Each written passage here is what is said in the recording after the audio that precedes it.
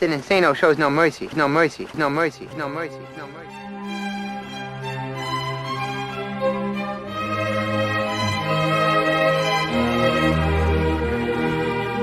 Straight cash, homie. Yeah, it's gonna be a long day. It's gonna be a long day for your ass, boy.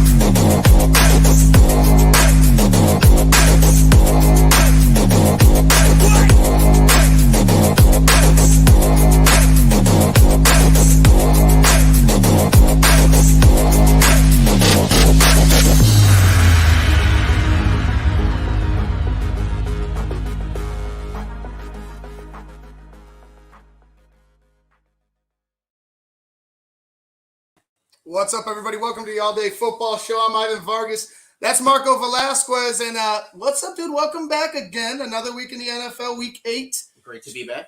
Good should be a fun one. Like you have a really good game in your division. The Bears are hoping that they could, find a way to get a win here today. Hoping that Justin Fields looks a little better. Hoping the offense looks a little better. You guys on a tear right now, just kind of wrecking shop in the league, and it started with that Bills win. Yeah. And we're going to be talking about Titans-Colts, Bears-Niners. Also, it's been kind of a dog of a day with matchups. I know football is football. We're going to watch them all regardless.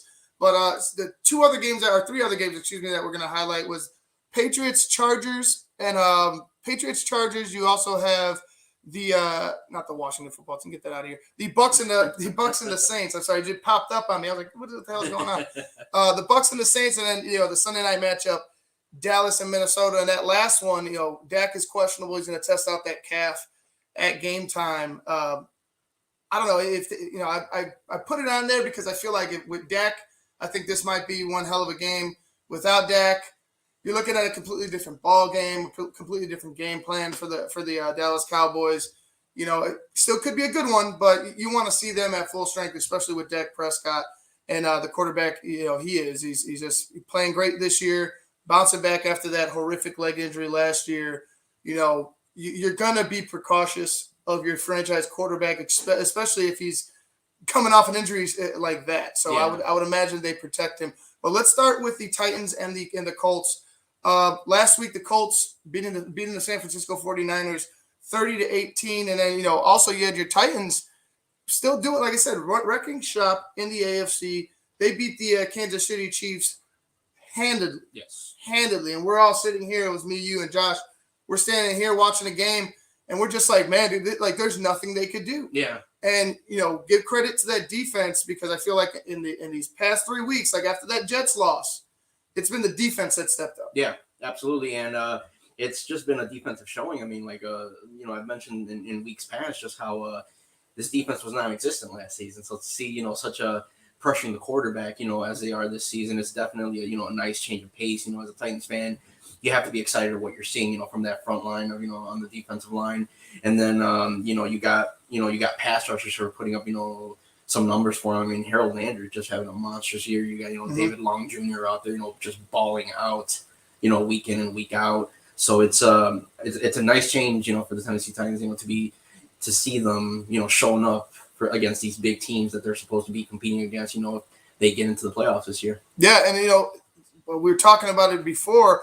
Looking at their games, the two games that they've lost, the Jets lost, ugly overtime loss. I mean, they came back in the game. Yeah. But and honestly, I mean, here we go with the excuses. Yeah. Out your two best wide receivers, your number one and your number two wide receivers, A.J. Brown and Julio Jones. I think Julio will be out this game. Absolutely. Today. I guess you could make an excuse, but you fought your way back. You lost in overtime, and it is what it is. The Cardinals lost. The Cardinals are obviously, if not the best team, one of the best teams in football right now. So that loss was kind of like they kind of jumped you in that first game. Yeah. They caught you off guard. We could wash that. You've only given up 2 100-yard performances to teams. 136 to that Arizona Cardinals team, their first game, and then 198 to the Jacksonville Jaguars that who you beat 37-19. That's pretty good. That's pretty good. You're keeping teams under 100 yards rushing as a team. You're finding a pass rush. You got guys that are playing. Your linebackers, like you said, David Long Jr. Your linebackers are playing great in coverage. Yes, you know what I'm saying. They're playing great underneath. They're really helping out that the back end. It's the Titans have found something in these last 3 weeks since that overtime loss that it's really been something to say. I know Jacksonville was one of them. But you beat a Buffalo Bills team the way that they did. You beat a Kansas City Chiefs team the way that they did, regardless of what Kansas City's doing. They really knocked them off the mark. Yeah. They really did. With the Colts coming in, we had mentioned the Colts. We're going to take a look at them now. Last week they come up with a big win against the San Francisco 49ers in the slop. Some ugly interceptions for both teams. Yeah. Both teams were putting the ball on the ground. It was frustrating to watch, in my opinion. Like, it was just a very frustrating game. Yeah. You had ugly interception by Carson Wentz. You had an ugly interception by Garoppolo. The Colts end up, getting. I'd say that the Colts end up on the favorable side of the turnover battle, and were able to put up 30 points and ultimately get the victory, even though that game was closer for longer than it was. I think it was close to about the third quarter, midway through the fourth quarter. Yeah. And then it just started. You could see the Niners had no control of the game whatsoever. But, if you look at the week before, they obviously beat a Houston Texans team. You lose in overtime to Baltimore, and that's tough. 31-25. You had a tough fought game against a really good team in the conference. You get a win the week before that in Miami, and then there was that 3-game losing streak for the Colts to start the season. Seahawks, Rams, and Titans. You see that they're able to beat the bad teams. Yes. The Indianapolis Colts. When they face the tougher teams, that's where they struggle. Like I said, the Houston Texans, they were able to blow them out. The Niners last week, and the Niners and the Colts were. I feel like they're similar. Yeah. Maybe there's a little more over the top playmaking ability on the Colts, but I feel like they were a similar team. It's just one team made too many mistakes. Yeah. And then like I said, you go to that Miami team you mentioned before. Miami's struggling. It's going to be interesting to see what they do today. But the Colts don't particularly do well against the better teams in the league. Yeah. So you're looking today for the Titans to do, exactly what they've been doing. Get pressure on Carson Wentz, because once you put pressure on Carson Wentz, he's a wild card. Yeah, absolutely. And for me personally, I mean, just calling it, I think it might be the most important game for Tennessee and both Tennessee and Indianapolis. I mean, you have a Tennessee victory, complete control of the AFC South. I mean, and within, in division record and just all around, Tennessee might be able to run away with the division, with a victory today. If you're Indianapolis, you're in the mix for a team that you've been beating bad teams, but as we know in sports, it's like you beat who you're supposed to beat. So I mean, you have to play. I mean, you're only able to play who's on the field. Yeah, whoever's on the schedule. If you need to beat these teams, you beat them. So if you're in Indianapolis, you beat Tennessee today, you're in the mix. Now you have a very good chance of possibly winning the division at the end of the season, depending on how it pans out. But I think it's a very important game, for both teams today, and I expect some good football to be played today between both. Yeah, looking at Derrick Henry just continuing to lead the league in rushing, just does freakish shit, man. It's week in and week out. I'm like Derrick Henry for 200, and I'll believe it. You know what I mean? I believe it. Derrick Henry for 200. As he goes, the team goes. Yeah. So today, you're looking at how the Colts have been playing. They played a little better last week. They did a little better against the run than I imagined. They've been doing an okay job on defense. It hasn't been all world. They've given up 100 yards to teams in all but 2 of their games, and one of those was an 86-yard game. But it's going to be the focal point of this defense to stop Derrick Henry. Now, without Julio Jones, A.J. Brown comes into play. Furtzer comes into play. Nichols, your backup running backs. Yeah. I think your backup running backs are going to have a much more major role in this game than probably any other game, because we know the Colts are going to be coming after Derrick Henry. You stop him, you slow him down, and then you let them try to beat you in the, with the pass. I feel like the Titans have the playmakers, even without Julio. Can the Colts go ahead and stop them? If the Colts could do this, I think they might find some success. You force Tannehill to be, to throw downfield. Maybe you force an interception, get some pressure on him with that front, because the Colts defensive front is pretty solid. Yeah, absolutely. You know what I mean? It really is. It really is good. They could get after guys. So if they're able to get pressure on him, maybe force, like I said, stop Derrick Henry. Passing downs, you get pressure on Tannehill. Maybe they find some success. Absolutely, and for me personally, the matchup that I want to see today is there, as far as the approach that Indianapolis is going to take with with Derrick Henry, because last week, while we were watching the game, I think we definitely called out the beauty of the Derrick Henry factor, where even though he only had, I believe, an 88-yard game, his presence alone was distracting that Kansas City defense. They were stacking the box, and we saw Ryan Tannehill find success in the air. His passing was just incredible at halftime, and then just in the game, his passer rating was pretty solid. I think it was 10 for 10 at one point. Yeah, at one point, that was 10 for 10. So the Derrick Henry factor really played in, where even when you weren't feeding him the ball, that those receivers are definitely getting their fair share of looks. He had the big run. He had the one big run, and then it was all, it was pretty much shut down from there. We know how not shut down. They gave him 25 plus carries, if I'm not mistaken. Yes. Mm-hmm. 88 yards, but like I said, it was like a 76-yard run. Yeah. That was really the big one.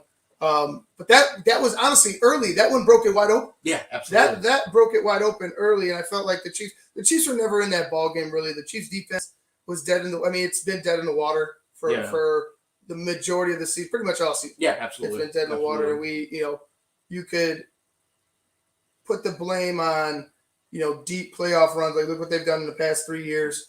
2 Super Bowls, an NFC title game, or AFC title game. The team is tired. Yeah, the team is tired, depleted, because guys have been going in and out. Yeah. You lose players, guys have been beat up, injuries. The guys that you got a Tyrann Mathieu, you got a Jones. Those guys have been through all this. Yeah. How fatigued are they? Absolutely. You know what I'm saying? And that's not to give them make excuses for them, but this is the reality. Yeah. They put their bodies on the line. A lot more football being played by these guys than a majority of the team. They're in it in January and February for the past 3 years. They were in it. So you gotta think of it like that. These guys are probably tired, depleted. They need more players. Yeah. They need more players. So that free agency, the draft. I think this season is done for the Chiefs. Absolutely, I really do. And just to stay on the Chiefs, it's one of those situations where, Patrick Mahomes isn't even in the prime of his career. Right. He's already been to the Super Bowl twice, as you mentioned. Mm-hmm. Has already won a Super Bowl already. So I think every player at some point they face that that reality of like, oh man, we're getting knocked back down to earth. Mm-hmm. The Chiefs are obviously they're looking bad, but this team is still going to find success down the road. So like you said, you take advantage in the draft. You draft the players that you need to put at positions that you need a lot of help in.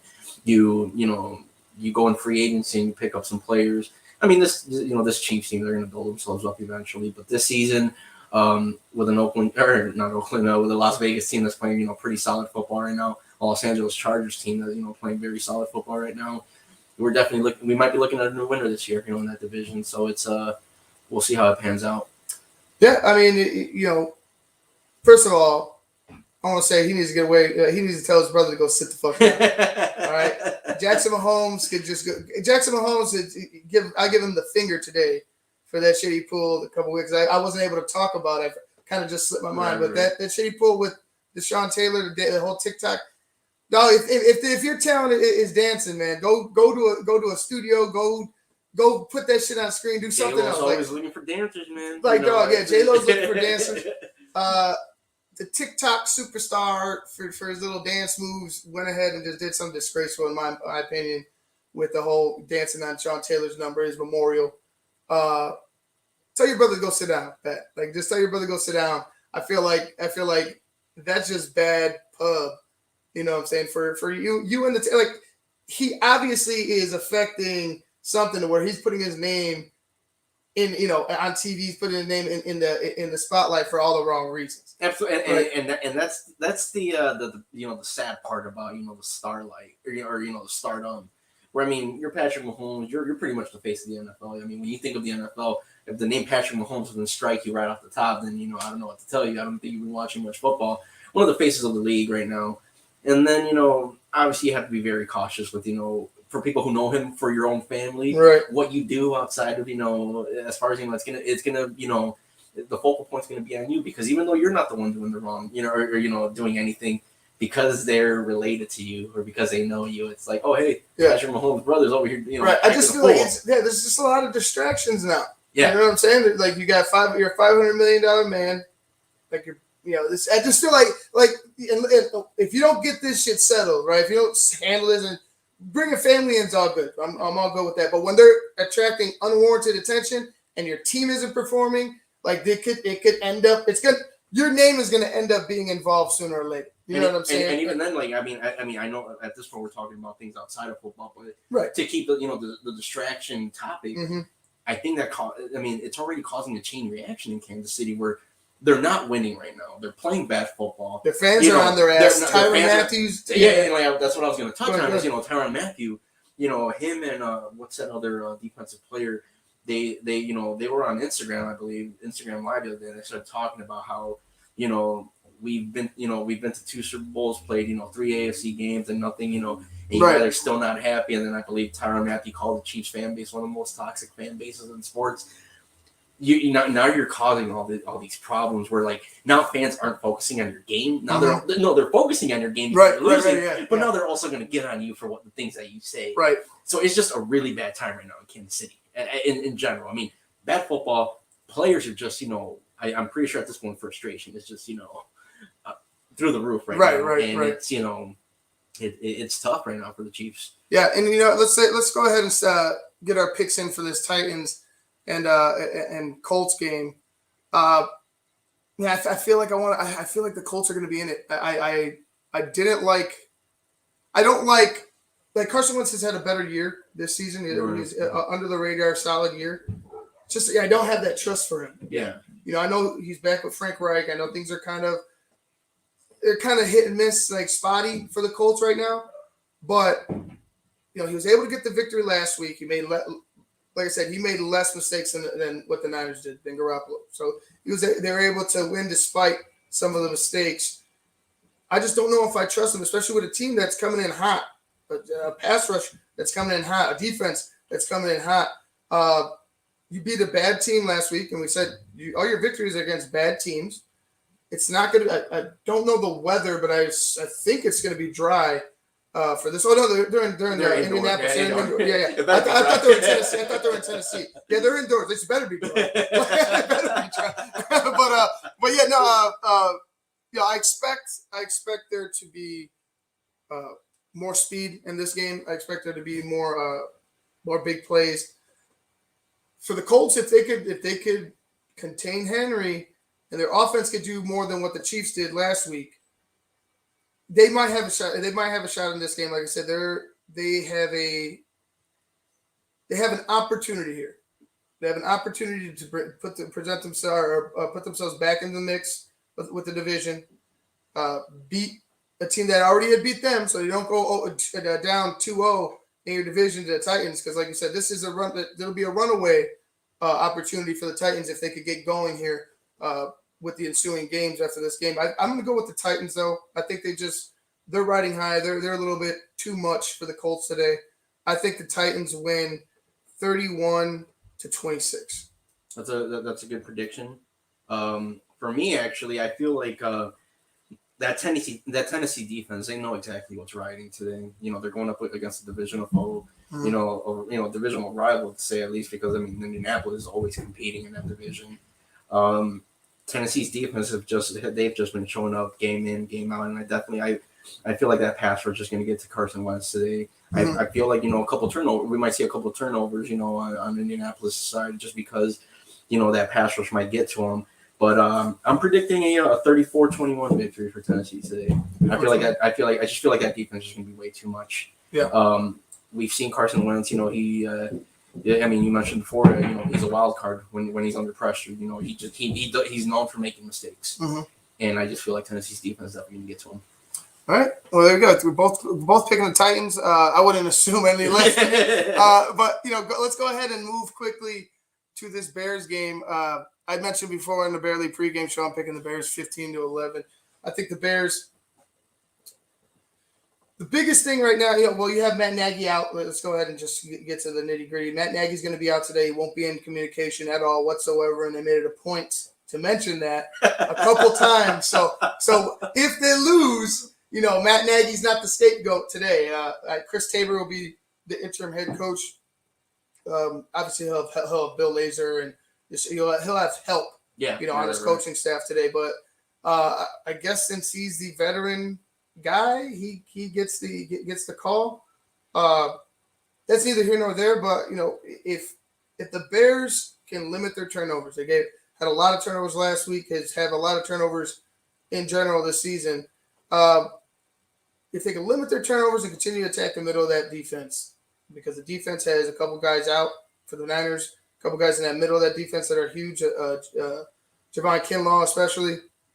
They have a linebacker out. If you can attack the middle of that defense, use your tight ends in the pass game. Really, really focus in on wearing the middle of that defense down. I think the Bears could give themselves a shot. If Justin could limit their turnovers, you could control the clock, run the ball, control the field positioning. You could give yourself a shot in this game. I think with how good the Niners defense still is, they're not great at taking the ball away, right? They're not great at turnovers. They only have 4. But if if you give them opportunities, right? You give them opportunities, they could take it to the house, or they could put their team, they'll put their team in a better position to score points. And that's something that the Bears, last week you saw it, 21 down in a blink of an eye, and that was it. So you need to focus on getting an early lead if you're Chicago, and adding to that lead. I know it sounds very simple, but it's been very difficult for this team to do that. A good Niners defense, middle of the pack Niners to bad Niners offense. They're kind of mirror images of each other right now. They both run the football, both struggle with the pass and big plays. We're gonna see what happens. What do you think? I mean, me personally, I think this matchup, Bears and Niners, I think it's going to be a good matchup. And for me personally, I'm looking at Justin Fields as the X factor for this game. If he could find some stride and limit his turnovers of any, I think the Bears could pull out a victory today. I'm not. I mean, as good as and solid as that Niners defense is, Jimmy Garoppolo is just playing bad football right now. Mm-hmm. And I'm not even going to count last week against the Colts just because, with the weather the way it was last week, it's like you're not going to see, the best football out of any team on the field with the weather like that. So and we didn't. I won't, take that away.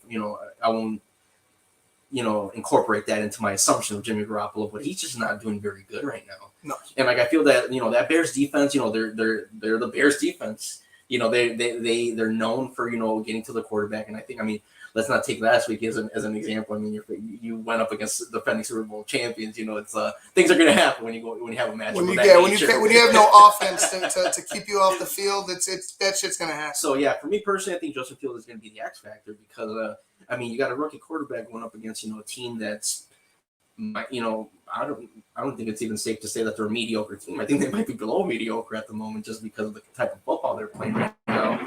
But I think Justin Fields is definitely going to be the X factor. You limit your turnovers, make smart decisions with the ball, hold on to the ball. I think the Bears could pull off a victory today. 5 turnovers last week. They've had I just lost my spot.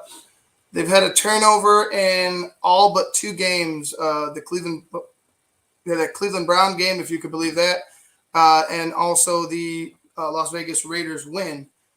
5 turnovers, that's not good. No, not good at all. You have a defense that's not – they're not the Bucs, as far as a team.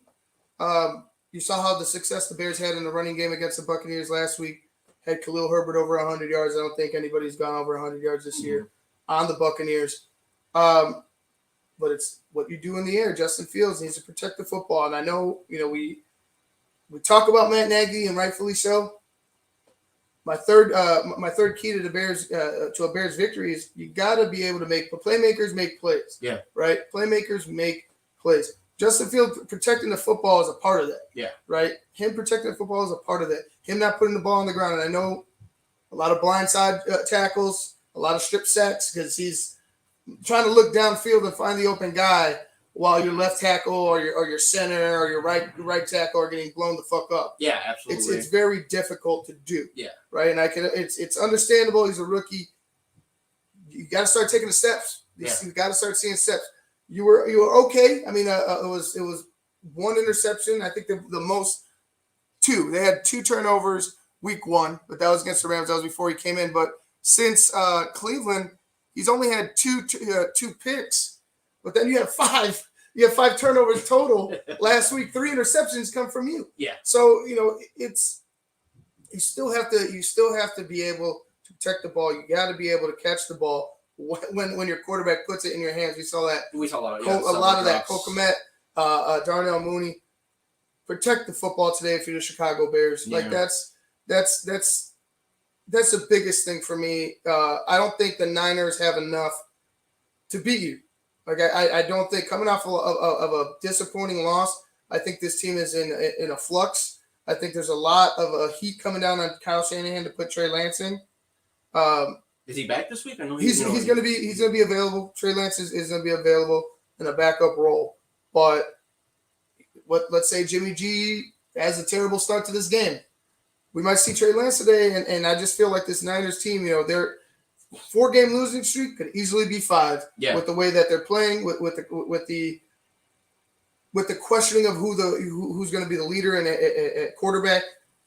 All this stuff could play in if the Bears really, need this game in order to keep themselves in a conversation. Yes. Right. I'm not going to mention what conversation that is, but keep them in a conversation. We call it the P word. Call it the P word. Keep them in the conversation for the P word. And if they don't, I feel like you need to start looking at just progression with Justin Fields. Yeah. Like no team, no trying to get to. I just don't see a playoff team if you can't beat this 49ers team. I don't see playoffs as being feasible if you can't beat a 49ers team coming off an ugly loss, struggling, beat up. You know what I'm saying? If you can't find a way to beat this team at home, what are we what are we really doing? You know what I'm saying? There's no room to blame Matt Nagy today. So what are we really doing as far as a team? I think there's a lot of questions that are going to be coming in the next couple of weeks. You have the Steelers next week. Then after the bye, you have the Ravens. So next 3 games are very, very important to what this Bears team might do moving forward. Otherwise, I mean, you're gonna have to cue your Jim Moore impression in regards to the P word. Yeah, P word. P word. Kidding me? You kidding me? P word. So your prediction, I already had mine. 15-11. Okay. 4.5 point difference for me. Honestly, I feel like Justin Fields definitely has a good bounce back game for the Bears. As mentioned before, I'm just not convinced by this 49ers team in the manner in which they're playing football right now. I'm going to predict a victory by the Bears, 24-17. I think the Niners, they definitely put up some scores on the board, but I'm just not predicting a very good game for San Francisco. Keep going on that momentum of losing. It's they're in a world of just confusion right now in San Francisco. Yeah, and injuries. You can blame that. You can blame. There's a lot of things that are just going wrong in San Francisco. Will Jimmy G have his spot come next week? We'll find out. Moving it along to the next 2, we'll get these done rather quickly. New England and Los Angeles Chargers versus the Patriots. Chargers 4-2, Pats 3-4. Pats beat the ever-loving crap out of the New York Jets last week. I think it was 58 to. Who cares? It was 58. It was 58 to who cares, and I just feel like the Pats are starting to gain momentum. They had a opportunity to beat Tom Brady, that fell short.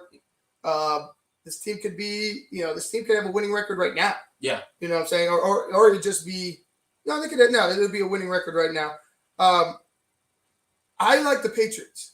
I like the Patriots in this one. Yeah, I do. I like the way Mac Jones has been playing. He it's everything that you thought it was going to be when he went to New England. Yeah. Right. If barring the whole camp, if Cam were to start, obviously it'd be different. But we kind of knew halfway through training camp, Mac Jones.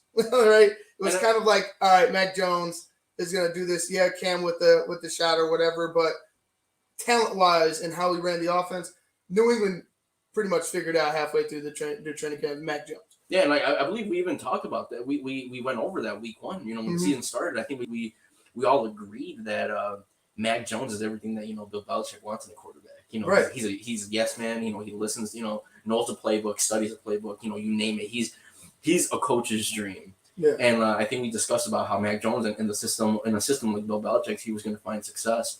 And sure enough, to our liking, he's definitely found that success. And I think the New England Patriots are relevant right now. I think that they're definitely. I mean, this is only his rookie year, and like I could only picture more success from Mac Jones. If he can in the stride that he's going in New England right now. Mm-hmm. And you got the Chargers who are doing well.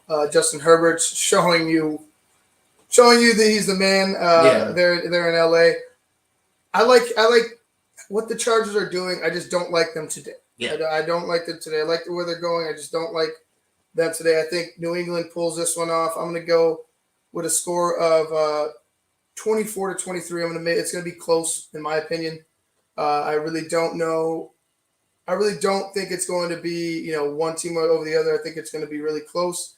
I just favor New England in this one.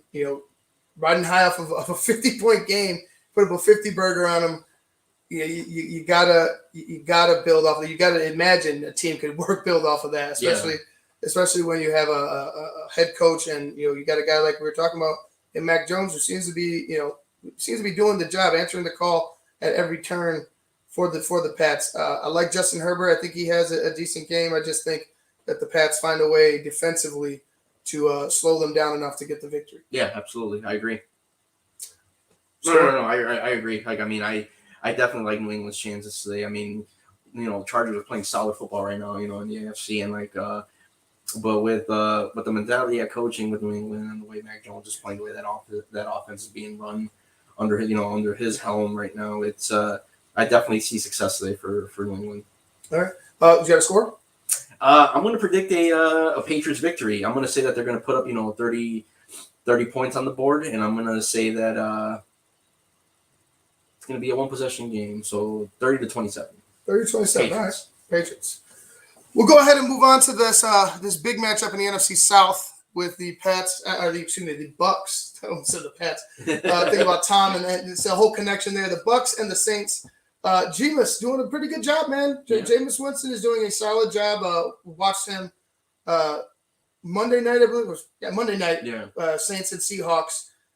You got to give him credit. He's not putting up the gaudy numbers, the big numbers, the yardage, the touchdowns, but he's not putting up interceptions as well. Yeah. So you got a disciplined Jameis Winston who almost is reverted to like a game manager. It's like a Ryan Tannehill-esque type of approach. Yeah. Right? Hit the open man, protect the football.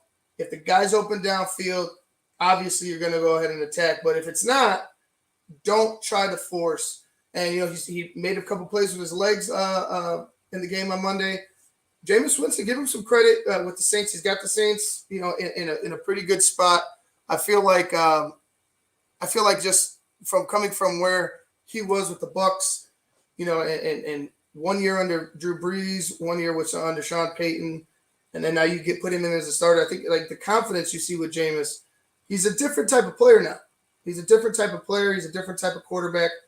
I know we're going to talk about Tampa in a second, but for me, I think Jameis Winston is the key to this game. He's going to be up here, right? Because now he's leading a team against his old team. He's going to be up here. So is he going to, I think the key is to watch if he could keep his emotions in check, continue to do what's been successful this season. Yes. And, I mean, It's interesting talking about the New Orleans Saints right now, just because Jameis Winston was put in the situation where like he was brought in back up. I mean, he had just left his starting role in Tampa Bay.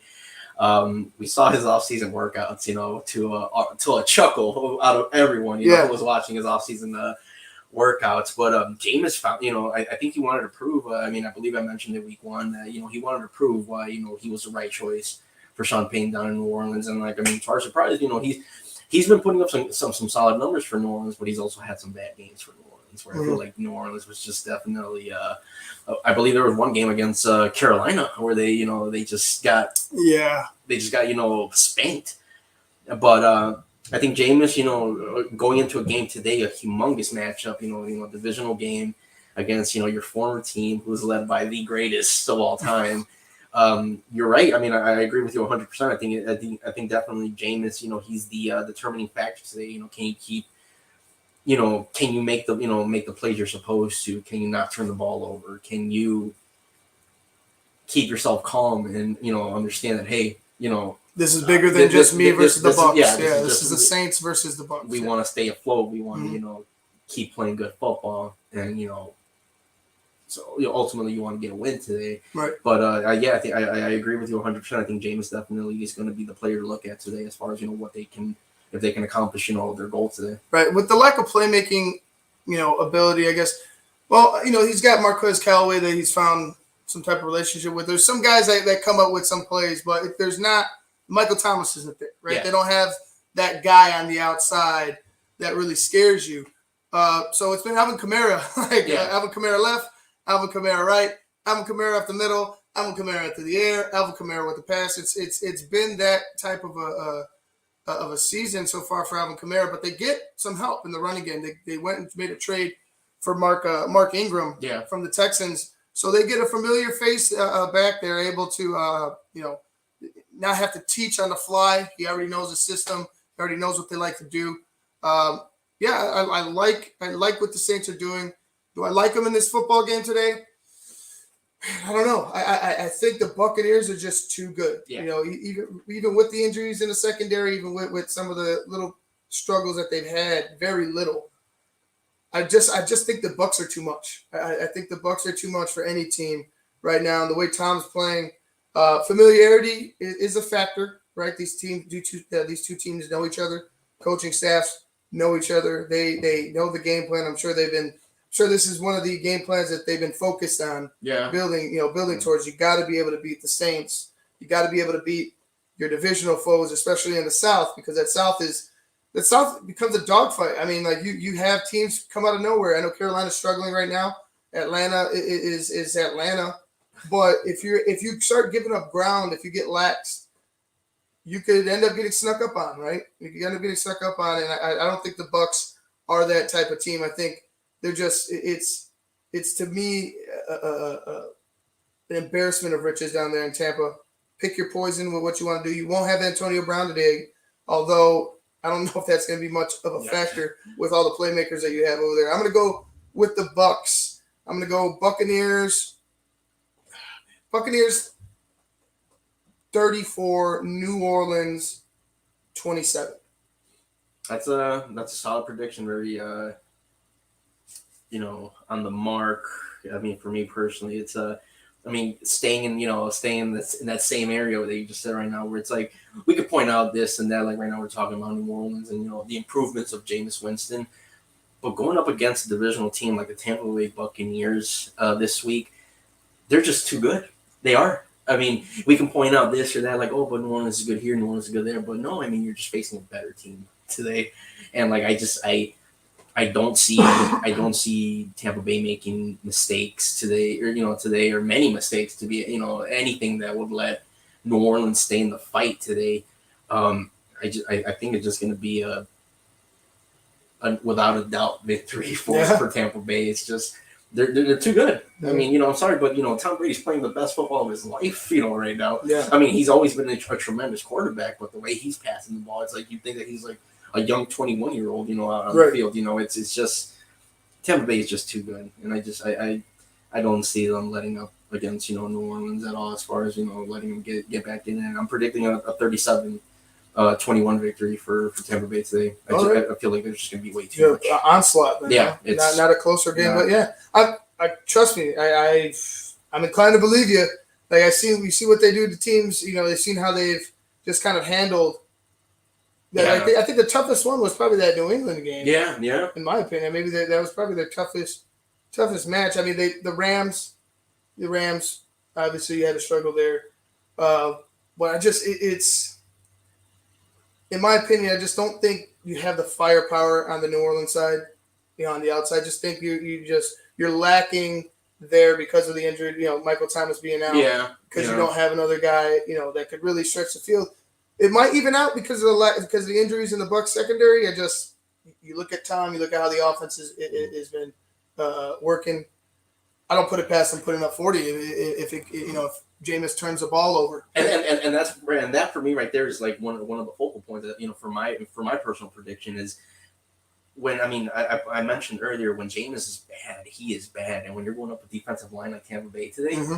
You're going to be prone to make a mistake. You're probably going to throw a couple picks, just the way, Tampa's defense plays. I think it's just going to be too much for New Orleans personally. Yeah. And then real quick before we go ahead and get out of here and start watching some of this football, the night game. I know we're going to go with two predictions, right? It's Cowboys and Vikings. My prediction if Dak is playing, Cowboys 28, Vikings 21. If Dak's not playing, you might as well just flip it. And honestly, don't flip it. Vikings 24, Cowboys 14. I think that's if you don't have if Dak is I give you two. So with Dak 28-21 Cowboys. Without Dak 24-14 Vikings. Honestly, I think Dak is going to play today. Quite honestly, I mean, I believe his calf is the one that's that they're keeping an eye on today. I think ultimately, game time decision. I think he's going to end up playing, and even with Dak, because of the type of injury. I mean, I don't want to call it injury because he can still there's still a possibility that he can still do something. Right now, Minnesota's looking. They're looking to stay afloat in that NFC North. It's a with or without Dak, I'm predicting a Vikings victory. Yeah. And I'm going to go with, again, with or without Dak, Vikings 27, Dallas 24. I think it's going to come down to a field goal, honestly. I think Minnesota definitely ultimately comes out on top. All right. That sounds good. I think with Dak, unless he's hobbled. Yeah. Right? Unless he forces himself, but he's not really mobile and he has to depend on the pocket to stay stout. Yeah, I mean it's a good one. I think either way it's going to be a good game.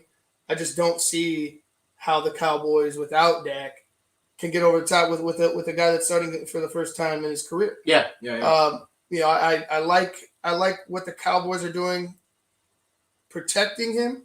Like I said, it's a longer season. They have a lead in a really bad division, right? They have a lead in a really bad division. So if they take a loss here and Dak ends up being healthy enough to play next week, it's a victory, right? Yeah. You gotta play your cards right.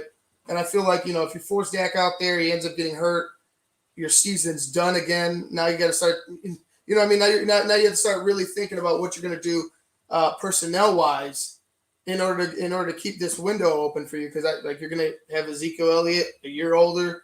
I mean, Dak as a quarterback, you don't really take age into consideration as much. I mean, look at what Tom's doing, and so but your playmakers get older. You'll have wide receivers. Now you have to find another running back. Even Tony Pollard is going to get older. Yeah. So and that offensive line doesn't get any better either. Yeah. So you have to play your cards right this season. I think the Cowboys believe they have a team. If they could build momentum, and especially with how that division is right now, the Giants aren't very good. The football team isn't very good. The Eagles aren't very good. You have the better team in that division, I think, head and shoulders above the rest, as long as Dak Prescott is your quarterback. Yeah, and that's quite a short window right now for the Dallas Cowboys as far because the Philadelphia Eagles, obviously, they took a massive step forward with Jalen Hurts as being their starter. We've seen his flashes of genius down in Philadelphia. They still have a long ways to go, I feel like, as a team, to be even in the conversation of, they're going to be contending. Mm-hmm. But I like Jalen Hurts. I like Jalen Hurts. And then for the Washington football team, I think just on paper, phenomenal, defensive line right there down in Washington. Maybe I think some people might say the worst defense. It's been weird. It's an anomaly. They went from the best defense last season. Yeah, they're the worst defense in the league now. And and that's just what I think confuses any football fan right now. It's like, how are you guys so good but not very good? Not good at all. Like, what the hell happened last year as compared to this year? I thought they would stay the same. So maybe take a slight drop off. Yeah. But I thought they'd stay, competitive as far as it being one of the top defenses in the league. But anyway, guys, we're going to go ahead and wrap things up. We will go back live again in a little bit. We're going to take a break, and then I'll have to set a couple things up. And then about just after the second quarter, we'll go live. We'll start talking about what's happening in the Bears and the 49ers game, as well as the Titans and the Colts. I'm Ivan Vargas. That's Marco Velasquez. You guys have been watching the All Day Football Show. We'll be back with you at second quarter. Second quarter, we'll be back live. We'll see you then. Captain Insano shows no mercy. No mercy. No mercy. No mercy. No mercy.